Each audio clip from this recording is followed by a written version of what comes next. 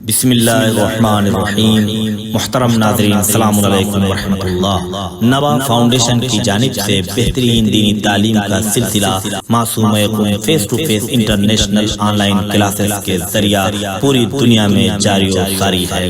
الحمدللہ بچے بڑے مرد و خواتین سب کے الگ الگ لیولز اور الگ الگ کورسز ہیں۔ چلڈرن کلاسز میں ایکسپرٹ ٹیچرز کے ذریعے اردو، عربک، احکام، ترجمہ قرآن، دینیات، تجوید، قرات قرآن، حفظ، اخلاق، دعا اور خطابت سکھائی جاتی ہے۔ بڑے لوگوں کے لیے کلاسز میں تجوید قرآن، نہج البلاغہ، حسن تلاوت، ترجمہ و تفسیر قرآن، احکام، عقائد، خطابت، دعا اور تاریخ جیسے اہم موضوعات کی تعلیم دی جاتی ہے۔ سارے سرٹیفکیٹ المصطفیٰ انٹرنیشنل یونیورسٹی کی جانب سے دیے جاتے ہیں۔ رجسٹریشن کے لیے 15 اپریل سے 10 مئی 2021 تک ادارے سے رابطہ کر کے ایڈمیشن فارم حاصل کر لیں۔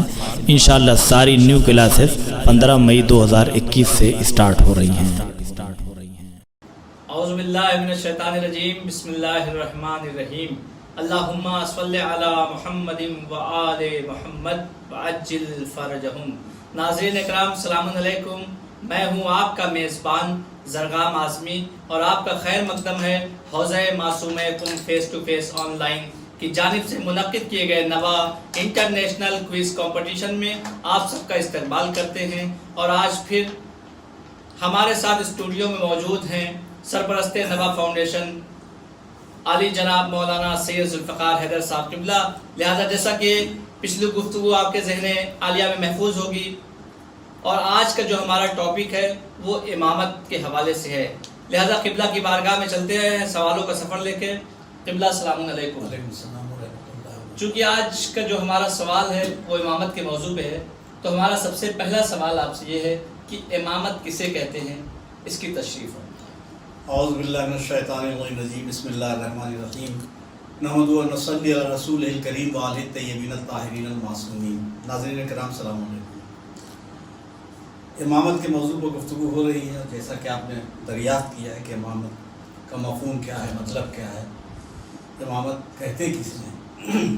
تو امامت کے معنی لغت میں پیشوائی ہے، رہبری، پیشوائی۔ تو اب اس طریقے سے امام کے معنی پیشوا کے ہوئے، امام کے معنی پیشوا کے ہوئے۔ اللہ نے آخری نبی کے 12 جانشین مقرر کیے جو آپ کے بعد امت کے امام اور رہبر ہیں۔ تو جیسا کہ ہم نے کہا کہ امامت کے معنی لغت میں پیشوائی اور رہبری کے ہیں، عربی زبان میں امام کا لفظ اس شخص کے لیے استعمال ہوتا ہے جس کی اقتداء اور پیروی کی جائے، اور اصطلاح میں دینی اور دنیاوی رہنمائی کرنے والے کو امام کہتے ہیں، یعنی دین کی بھی رہنمائی کرے اور دنیا کی بھی رہنمائی کرے، اسے امام کہتے ہیں۔ دوسری تعریف یہ ہے، یہ تو پہلی تعریف ہوئی اصطلاحی کہ دینی اور دنیاوی رہنمائی جو کرے وہ امام ہوتا ہے۔ دوسری تعریف جو خاص تعریف ہے وہ یہ ہے کہ پیغمبر اکرم کے جانشین کے عنوان سے مسلمانوں کے رہبر اور پیشوا کو امام کہتے ہیں۔ شیعوں کا یہ عقیدہ جو ہے وہ قرآن مجید، احادیث، عقل اور فطرت کے عین مطابق ہے۔ جس طرح نبی و رسول کا مقرر کرنا خدا کی ذمہ داری ہے، خدا کا حق ہے، اسی طریقے سے امام کا انتخاب بھی خدا کا حق ہے۔ کسی بندے کو امام بنانے کا حق حاصل نہیں ہے۔ بندوں کا کام امام کو ماننا ہے، امام بنانا نہیں۔ اب ظاہر سی بات ہے کہ جن صلاحیتوں کا امام میں ہونا ضروری ہے بندے اسے سمجھ نہیں سکتے۔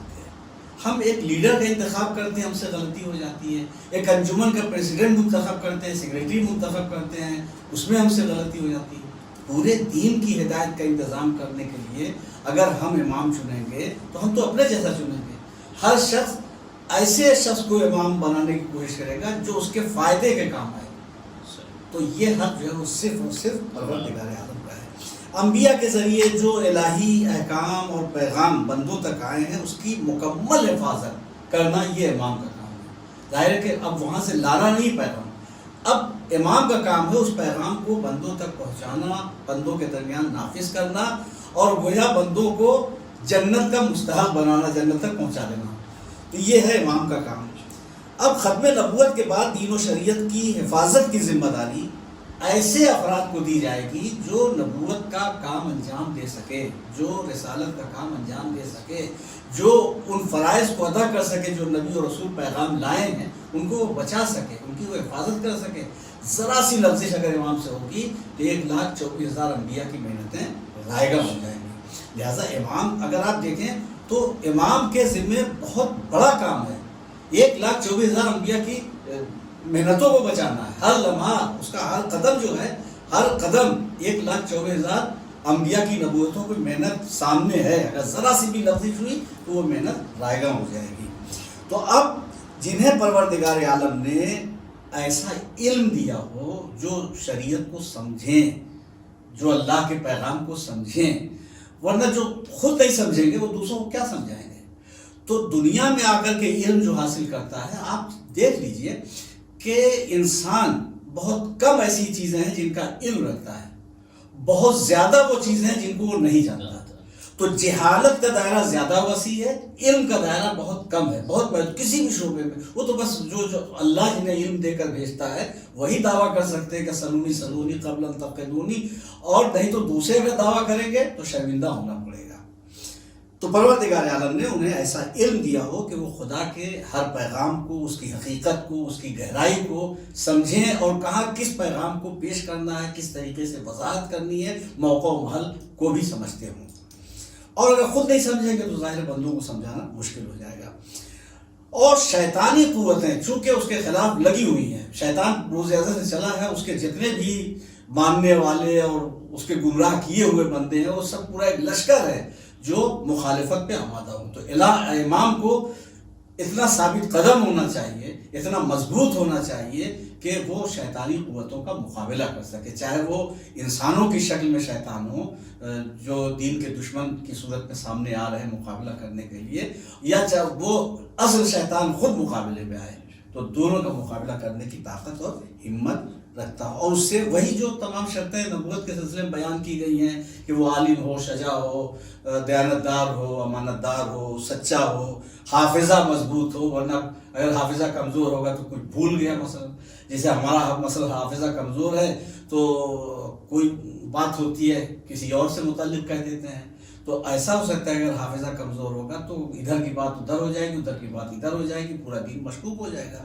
تو حافظہ مضبوط ہو، معصوم ہو، اس کا بھی معصوم ہونا ضروری ہے، اور کسی بھی خوف، کسی بھی دباؤ میں وہ نہ آنے پائے، اور کسی بھی خوف اور کسی دباؤ سے اللہ کے پیغام میں کسی قسم کی تبدیلی نہ کرنے پائے، نہ جھکے، نہ بکے، نہ ڈرے، جیسا کہ میں اس سے پہلے بتایا تھا۔ نبی کی طرف سے، یعنی چونکہ وہ نبی اور امام نہیں ہے، لیکن نبوت اور امامت، نبوت اور رسالت ہی کا وہ ایک حصہ امامت ہے کہ جس کی نیابت امام کر رہا ہے۔ تو اب امام کو بھی بالکل صفات میں وہی ہونا چاہیے، کوئی خطا، کوئی غلطی، کوئی بھول چوک نہیں ہونی چاہیے، ورنہ وہی بات ہے کہ گناہ میں بھی اس کی اطاعت واجب ہو جائے گی، جیسا کہ ہم اس سے پہلے کہہ چکے ہیں نبوت کے سلسلے میں کہ اولی الامر منکم جو خدا نے کہا ہے۔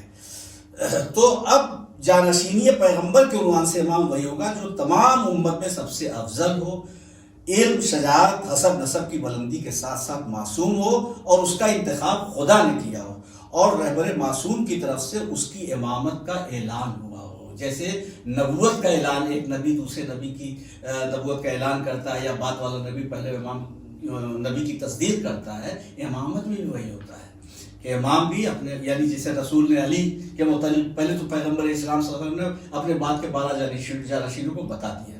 جو لوگ پیغمبر اسلام کے زمانے میں تھے، ان کی فضیلت، ان کا اکرام، ان کی عظمت کے مختلف مواقع پیش کیے پیغمبر اسلام صلی اللہ علیہ وسلم نے۔ مولا علی کے متعلق مختلف فضائل موجود ہیں، امام حسن، امام حسین اسلام کے لیے کہا کہ یہ دونوں امام ہیں، چاہے قیام کی حالت میں ہوں یا بیٹھے ہوئے ہوں، یعنی جہاد کے عالم میں ہو یا سلوک کی منزل میں ہو، دونوں امام ہیں۔ تو جتنے پیغمبر اسلام کے زمانے میں تو ان کی وضاحت کے ساتھ تشریح کی ہے، بقیہ اور لوگوں کے متعلق نام بتائے، کنیت بتائے، صفات بتائے، آخری امام سے متعلق ان کی غیبت، ظہور، وجود وغیرہ کے متعلق تفصیلات بتائی ہیں۔ تو امامت کا مفہوم یہی ہے کہ وہ دین اور دنیا کی رہبری کرے، اور خصوصاً جو دوسرے معنی ہیں کہ پیغمبر اسلام کی جانشینی، تو وہ 12 امام ہیں، اور اس وقت ہمارے امام پردے غیب میں، آخری امام پردے غیب میں انشاءاللہ، اور ہماری ذمہ داری ہے کہ ہم ان کی غیبت میں علماء سے دین کو معلوم کریں. جزاک اللہ. تو ناظرین انشاءاللہ آپ مطمئن ہوں گے جواب سے، اور لہٰذا ہم بڑھتے ہیں اپنے دوسرے سوال کی طرف. اور آج کا ہمارا دوسرا سوال یہ ہے کہ امامت اصول دین میں ہے، فروع دین میں کیوں نہیں ہے؟ ہاں، اب یعنی یہ طے کرنا ضروری ہے کہ یہ امامت جو ہے وہ اصول دین میں ہے یا فروع دین میں ہے. ہم دنیا کو سمجھانے کے لیے اس پر بحث کرنا بےحد ضروری ہے. تو پہلے دیکھیے اصول دین کیا ہے اور فروع دین کیا ہے، دونوں میں فرق کیا ہے. جب تک فرق نہیں سمجھیں گے اس وقت تک یہ پتہ نہیں چلے گا کہ امامت اصول دین میں کیوں ہے اور فروع دین میں کیوں نہیں ہے. تو اصول دین کیا ہے اور فروع دین کیا ہے؟ دیکھیں فروع دین میں جیسے نماز ہے، روزہ ہے، حج ہے، زکوٰۃ ہے، جو واجبات ہے مثلا، اگر انسان سے چھوٹ گئے، ادا نہیں کر سکا اور مر گیا آدمی، مر گیا تو اس کی قضا ہو سکتی ہے، یعنی تبدیلی ہو سکتی ہے. جو چھوٹ گئی ہے اسے پھر سے دوبارہ اس کی قضا ممکن ہو سکتی ہے، چاہے ورثہ خود ادا کرے یا پیسے خرچ کر کے کسی کے ذریعے سے یہ کام لے لے.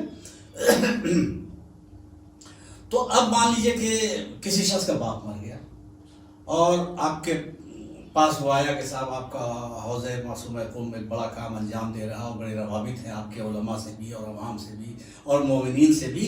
تو ابا کی 1 مہینے کی نماز قضا ہو گئی ہے، رہ گئی ہے اور انتقال ہو گیا، تو آپ کسی کے ذریعے سے اسے ادا کرا دیجیے.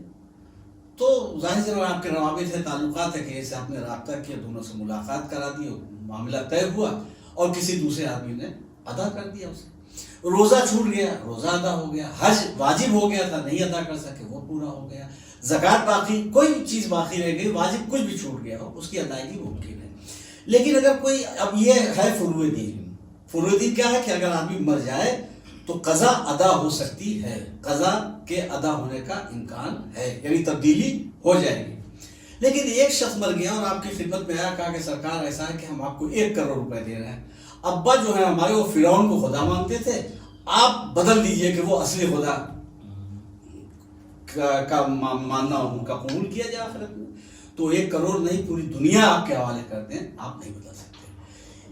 اسی طریقے سے کوئی شخص آخری نبی کو ماننے کے بجائے نبوت کا جھوٹا دعویٰ جن لوگوں نے کیا اس کو نبی ماننا شروع کر دیں اور وہ مر گیا. اب بچوں کو احساس ہوا رہے ابا تو آخری نبی کو نہیں مانتے تھے، ان کی جگہ فلاں کو مانتے تھے، تو اب کیا کیا جائے؟ وہ آپ کے پاس آئے گا 5 کروڑ لے لیجئے.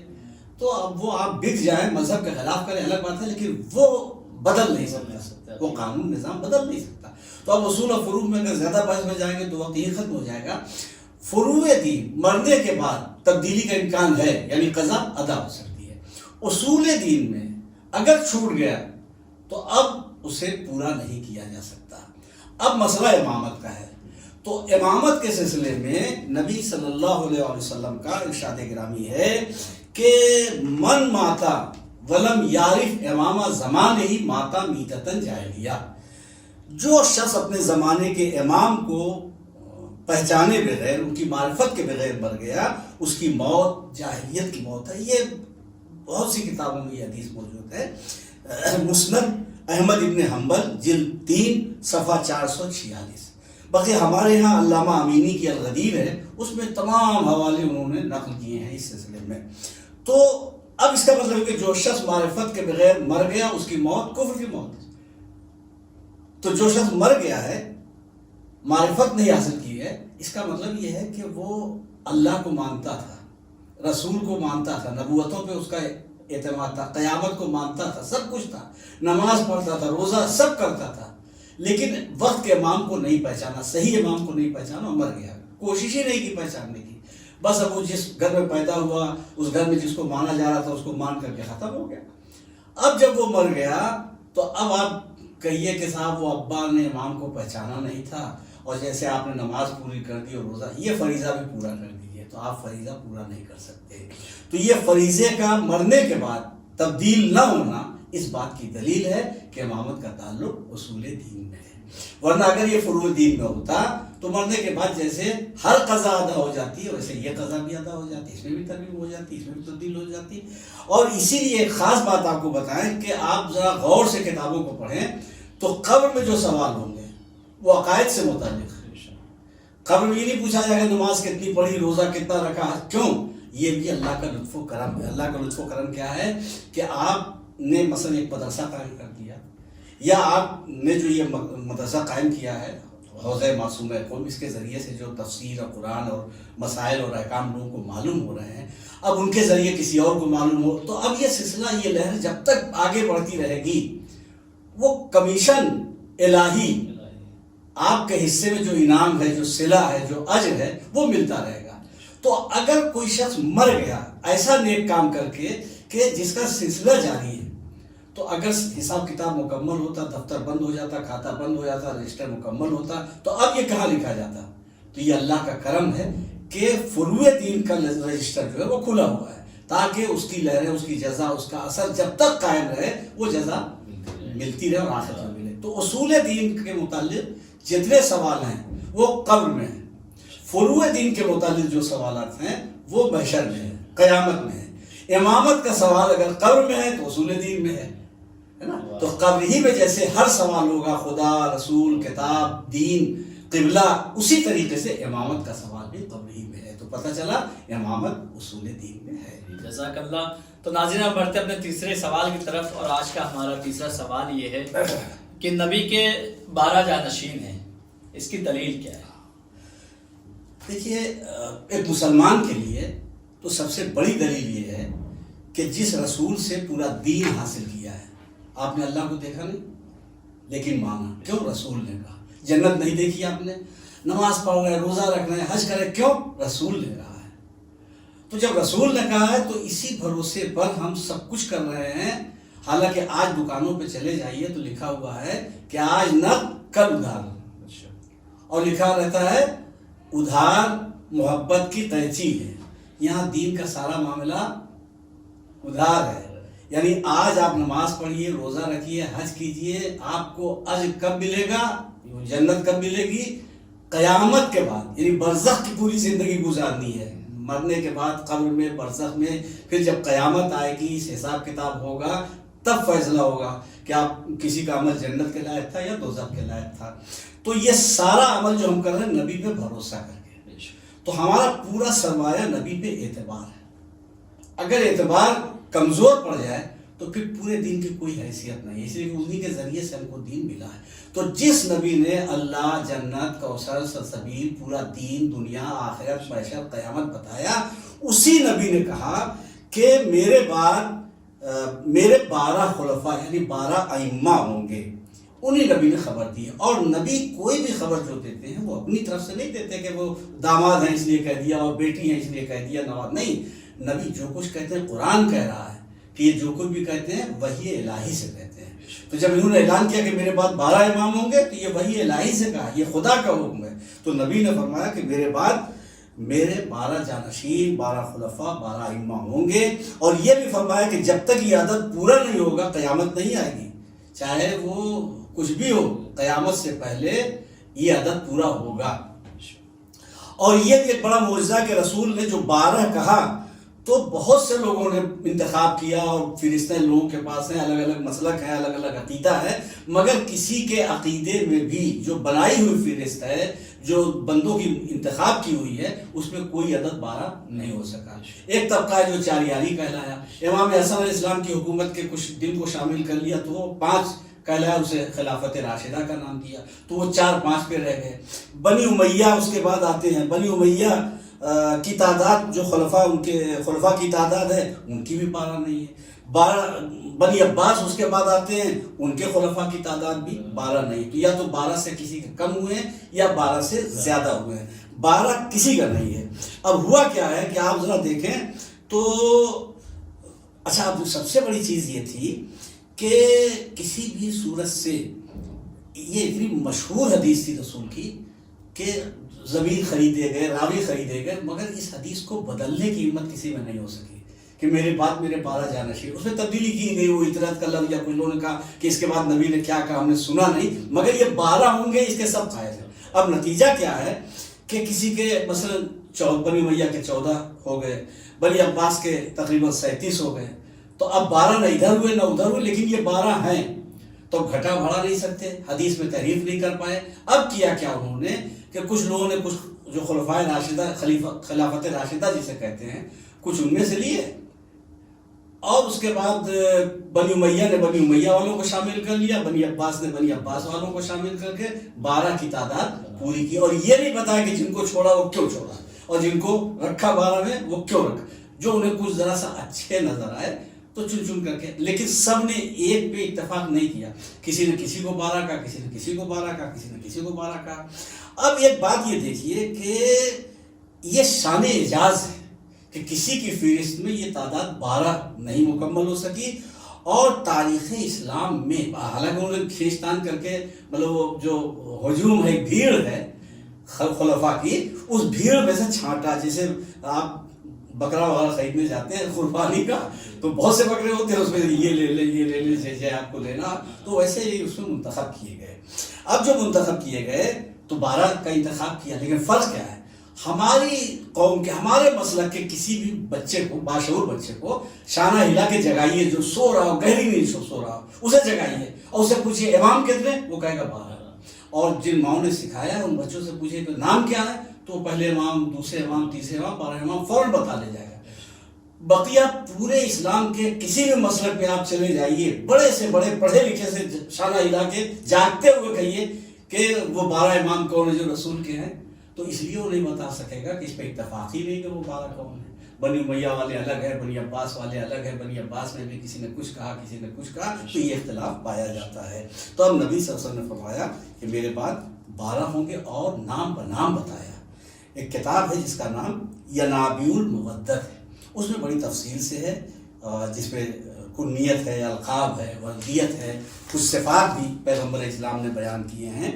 تو 12 اماموں کے متعلق سرکار دو عالم کا تفصیلی ارشاد گرامی وہی ینابیع المودت میں موجود ہے، جہاں آپ نے تمام افراد کے ناموں کا تذکرہ کیا، ان کے بعد صفات و خصوصیات بیان کی، اور آخری حجت کے بارے میں تو برابر ارشاد فرماتے رہے کہ یہ دنیا اس وقت تک فنا نہیں ہوگی جب تک آخری حجت خدا کا ظہور نہ ہو جائے۔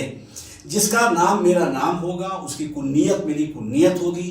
دیکھیں کتنی تشریح کر رہے ہیں کہ نام میرا نام ہوگا، کنیت میری کنیت ہوگی، وہ اولاد فاطمہ میں ہوگا، ادھر ادھر نہیں ڈھونڈنے کی ضرورت ہے، وہ اولاد فاطمہ میں ہوگا۔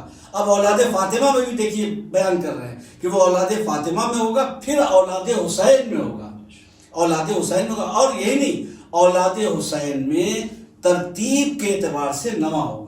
اب بتائیے کتنی تشریح کی ہے پیغمبر اسلام نے، اس میں دھوکہ کھانے کی کیا ضرورت ہے؟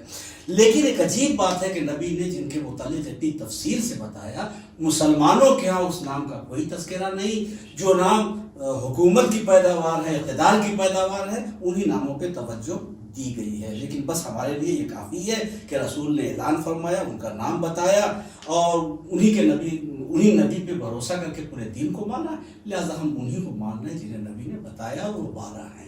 انشاءاللہ 12 امام کے سلسلے میں ہم اگلے ایپیسوڈ میں تفصیل سے بیان کریں گے، یہاں اس کا موقع نہیں، چونکہ ہمارے عہد کے امام، زمانے کے امام ہیں، پہچاننا بہت زیادہ ضروری ہے، تو ہم اس کے بعد والا جو ایپیسوڈ ہوگا آخری امام کے سلسلے میں تفصیل سے۔ جزاک اللہ۔ ناظرین انشاءاللہ آپ مطمئن ہوں گے، اور ہم بڑھتے ہیں اپنے چوتھے سوال کی طرف، اور آج کا ہمارا چوتھا سوال یہ ہے کہ منصب امامت کی اہمیت کیا ہے؟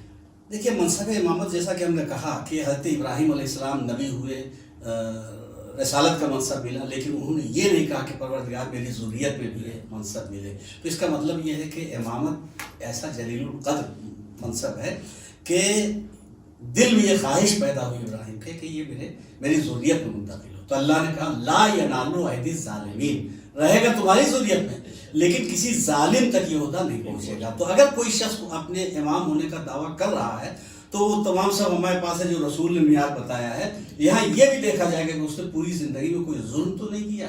امامت کوئی ایسا عہدہ نہیں ہے کہ جو غیر افراد کے حوالے کر دیا جائے، یا غیر ذمہ داری کے ساتھ کسی کے حوالے کر دیا جائے۔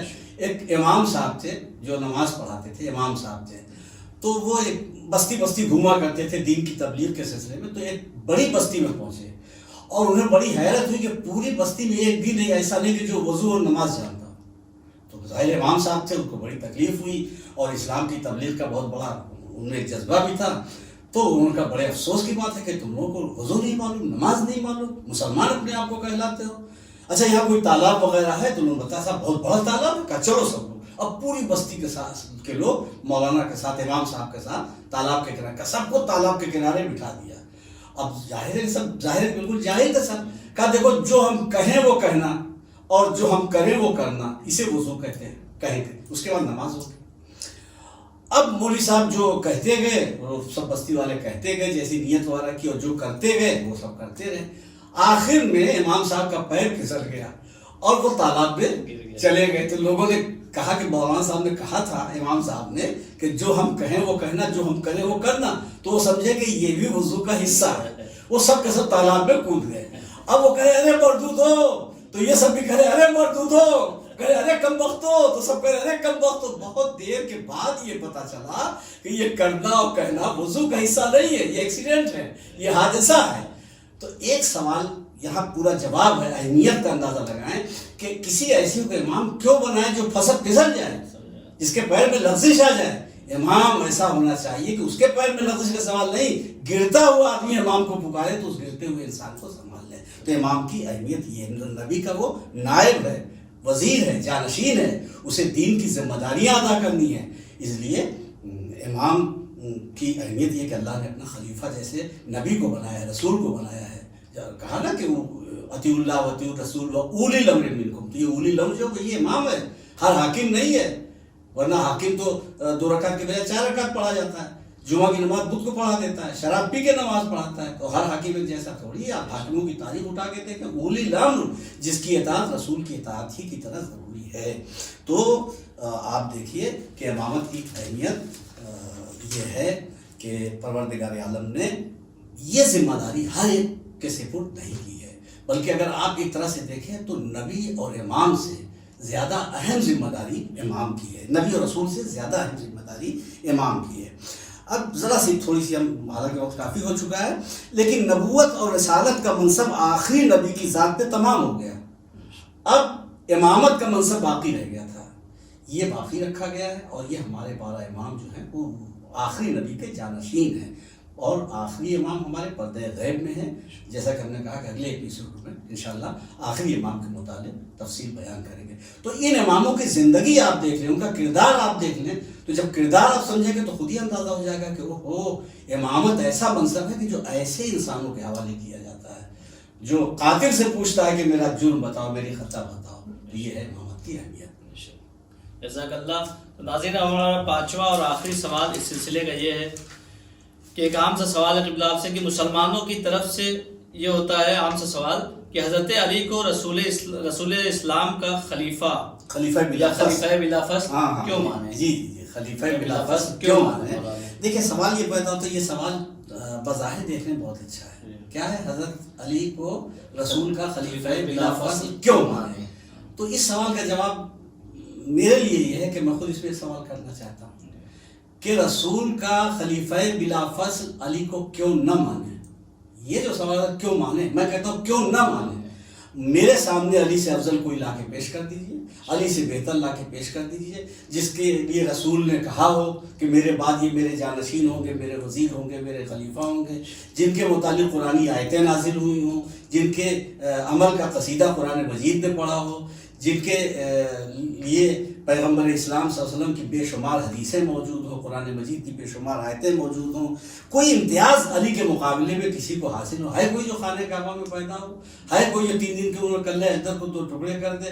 ہے کوئی جو شب ہجرت رسول کے بستر پہ سو کر کے اور رسالت اور نبوت کی جان بچا رہا ہو، اسلام کی حفاظت کر رہا ہو؟ تو مجھے آپ کوئی علی سے بہتر انسان بتائیے، تب میں سوال کروں کہ خلیفہ بلا فصل علی کو کیوں مانا جائے. جب علی تنہا ایسے ہیں بعد رسول کہ ان کے جیسا کوئی ہے ہی نہیں، اور معیار امامت پہ علی پورے ہر اعتبار سے اتر رہے ہیں کہ قرآن اور احادیث عمل پیغمبر سے اشارے مل رہے ہیں علی کے خلیفہ بلا فصل ہونے کے. دعوت ذوالعشیرہ سے لے کر پیغمبر نے اپنی زندگی کی آخری سانس تک اس طرح پوری امت کو متوجہ کیا ہے. کیا حضرت علی السلام سے بڑھ کر کسی نے نصرت رسول اور نصرت اسلام کی ہے؟ کیا خدا اور رسول کے ذریعے مولا علی کے علاوہ کسی اور کی ولایت اور وزارت اور جانشینی کا اعلان ہوا ہے؟ کیا علی کے علاوہ کوئی اور شہر ہند کا دروازہ ہے؟ کیا علی سے بہتر کوئی فیصلہ کرنے والا ہے؟ کیا علی سے بہتر کوئی رسول کی سیرت کی تشریح اور وضاحت کرنے والا ہے؟ کیا اسلامی جہاد میں علی سے بڑھ کر کسی اور کی خدمتیں ہیں؟ کیا کوئی ہمیں بتائے کہ مطلب کون سی خصوصیت ہے کسی میں کہ ہم انہیں علی کو چھوڑ کر کے انہیں امام مانیں، انہیں خلیفہ بلا فصل مانیں؟ جاہل اگر کوئی شخص ہے تو وہ جاہل دین کیا بتائے گا؟ سلونی کا دعویٰ مولا کائنات کر رہے ہیں، اور سلونی کا دعویٰ ہے کہ جو پوچھنا چاہو پوچھ لو. تو علم و شجاعت کی ضرورت ہے کوئی جو علی سے شجاع ہو، علی سے بڑھ کر کے عالم ہو؟ علم اور شجاعت یا کسی بھی فضیلت میں مولا علی کا کوئی ہمسر ہو تو بتا دیجیے. کل ایمان کا خطاب کسے ملا؟ آسمان سے تلوار کس کے لیے نازل ہوئی؟ سلونی کا دعویٰ کس نے کیا اور اس دعوے میں کامیاب کون رہا؟ سورج کس کے لیے پلٹا؟ ستارہ کہاں آیا؟ نفس اللہ کون ہے؟ نفس رسول کون ہے؟ باتیں بہت سی ہیں، اگر ہم بیان کریں تو اسی پہ پورا وقت تو ختم ہی ہو چکا ہے اور بھی ختم ہو جائے گا. دعوت ذوالرشیدہ میں پہلی تبلیغ رسالت پہ لبیک کس نے کہا؟ رسول نے اپنا وسیع وزیر جانشین خلیفہ ہونے کا اعلان کس کے لیے کیا؟ میدان غدیر کس کے لیے سجایا گیا؟ من کنت مولا و فاضہ علی مولا کس کے لیے رسول نے کہا؟ تو ہم اس لیے مولا علی کو خلیفہ بلا فصل مانتے ہیں کہ علی کے علاوہ کسی اور کو خلیفہ بلا فصل ماننے کی ہمارے پاس کوئی دلیل نہیں ہے. علی کے پاس خلیفہ بلا فصل علی کو خلیفہ بلا فصل ماننے کی ہزاروں دلیل ہیں. علی کو چھوڑ کر جو حریفان علی ہیں، علی کے مقابل جو ہم کسی کہہ رہے ہیں تو اس میں اہل بیت نہیں مراد ہے. جو علی کے مقابلے میں لائے جا رہے ہیں ان کو کہہ رہے ہیں کہ کوئی ایک ایسا نہیں کہ جس کے لیے ہمارے پاس دلیل ہو کہ ہم علی کو چھوڑ کر کے انہیں مان لیں. اور آخر میں ہمارا وہی سوال پھر آخر میں شروع ہوتا ہے کہ کوئی ہمیں بتائے کہ حضرت علی کو خلیفہ بلا فصل کیوں نہ مانیں، یہ سمجھا دیجئے، ہم نہیں مانیں گے. بے شک، جزاک اللہ. اور ایک سوال تو نہیں ہے چونکہ آپ سرپرست نوا فاؤنڈیشن ہیں اور بہت سے آج کل میسیجز آ رہے ہیں جو آن لائن کلاس چل رہا ہے، نیا رجسٹریشن جو ہو رہا ہے، اس کے بارے میں تھوڑا تفصیل بتا دیں. دیکھیے ایسا ہے کہ یہ جو ابھی یہ سلسلہ شروع ہوا ہے انٹرنیشنل کوئز کا، تو جب اس میں اتنی معلومات ہیں تو جو 3 مہینہ مسلسل بہت سے اساتذہ مل کر کے، ایران اور ہندوستان کے اساتذہ مل کر کے جو تعلیم 3 مہینہ مسلسل 3 مہینے کا سلسلہ ہے، بچوں کا 6 مہینے کا سلسلہ ہے اور بڑوں کا 3 مہینے کا سلسلہ ہے. تو بچوں کے لیے الگ تعلیم کا انتظام ہے اور اس کے بعد بڑوں میں مطلب عورتیں ہیں، مرد ہیں. اس میں ہمارے یہاں معلمات بھی ہیں اور پڑھانے والے مرد اساتذہ بھی ہیں. اور کوشش یہ ہوتی ہے کہ دین کی زیادہ سے زیادہ معلومات ہم بیان کر سکیں. اور یہ کوئز کا سلسلہ جاری ہے، اسی سے آپ اندازہ لگا سکتے ہیں کہ کتنی محنت ہو رہی ہے اور ہم دین کے پیغام کو کس طریقے سے کم وقت میں زیادہ سے زیادہ باتیں تک پہنچانے کی کوشش کر رہے ہیں. تو انشاءاللہ آپ اسی سے اندازہ لگائیں. اور ایڈمیشن تو سلسلہ شروع ہو چکا ہے، بلکہ ماشاءاللہ ہمیں امید نہیں تھی کہ اتنے لوگ ہماری حوصلہ افزائی کریں گے اور اس قدر و منزلت کی نگاہ سے یہ سب پروگرام دیکھے جائیں گے. ہم شکر گزار ہیں ناظرین کے اور جو لوگ اس میں حصہ لے رہے ہیں، اور اس کی وجہ سے اتنے لوگوں کے ہمارے پاس فون آ رہے ہیں کہ اب ہمیں یہ محسوس ہو رہا ہے کہ ہم سب کا داخلہ شاید اس سیمائی پروگرام میں نہ لے سکیں. جو باقی رہ جائیں گے ان کا اگلے 3 مہینے والا جو سسٹم ہوگا اس میں ہم لیں گے. لیکن جو لوگ پہلے فارم بھر دیں گے انشاءاللہ ان کا ایڈمیشن ہو جائے گا. جو لوگ باقی رہ جائیں گے تو مایوس نہ ہوں، اگلے 3 مہینے والے کے بعد ہم ایڈمیشن ان کا لے لیں گے. جزاک اللہ. تو ناظرین آج ہمارا وقت یہیں پہ تمام ہوتا ہے، پھر انشاءاللہ نیکسٹ ایپیسوڈ میں ملاقات ہوگی. تب تک کے لیے ہمیں اجازت دیجیے. خدا حافظ. السلام علیکم ورحمۃ اللہ وبرکاتہ. بسم اللہ الرحمن الرحیم. محترم ناظرین السلام علیکم ورحمۃ اللہ. نوا فاؤنڈیشن کی جانب سے بہترین دینی تعلیم کا سلسلہ معصوم یقوم face to face international online classes کے ذریعہ پوری دنیا میں جاری و ساری ہے. الحمدللہ بچے بڑے مرد و خواتین سب کے الگ الگ لیول اور الگ الگ کورسز ہیں. چلڈرن کلاسز میں ایکسپرٹ ٹیچرز کے ذریعے اردو، عربک، احکام، ترجمہ قرآن، دینیات، تجوید، قرات قرآن، حفظ، اخلاق، دعا اور خطابت سکھائی جاتی ہے۔ بڑے لوگوں کے لیے کلاسز میں تجوید قرآن، نہج البلاغہ، حسن تلاوت، ترجمہ و تفسیر قرآن، احکام، عقائد، خطابت، دعا اور تاریخ جیسے اہم موضوعات کی تعلیم دی جاتی ہے۔ سارے سرٹیفکیٹ المصطفیٰ انٹرنیشنل یونیورسٹی کی جانب سے دیے جاتے ہیں۔ رجسٹریشن کے لیے 15 اپریل سے 10 مئی 2021 تک ادارے سے رابطہ کر کے ایڈمیشن فارم حاصل کر لیں۔ انشاءاللہ ساری نیو کلاسز 15 مئی 2021 سے اسٹارٹ ہو رہی ہیں۔